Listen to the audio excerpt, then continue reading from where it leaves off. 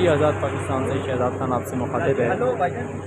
इमरान खान साहब के जो पर्सनल वकील हैं, इमरान खान के जो ज़ाती वकील हैं बाबर अवान साहब, वो इस वक्त बाहर आ चुके हैं।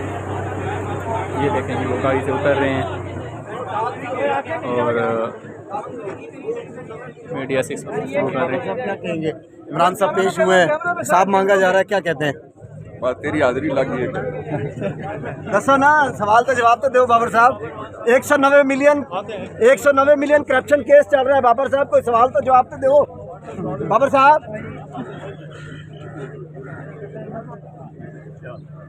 सवाल का जवाब है नहीं तो फिर बात करो ना। ठीक है, 190 मिलियन करप्शन केस है, सवाल पूछा ना बाबर साहब। मैं उधर आता हूँ।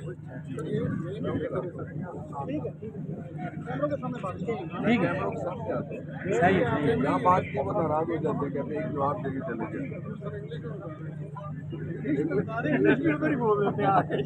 इंग्लिश उर्दू के साथ बोलूँगा। पंजाबी भी सुन लीजिएगा डॉक्टर।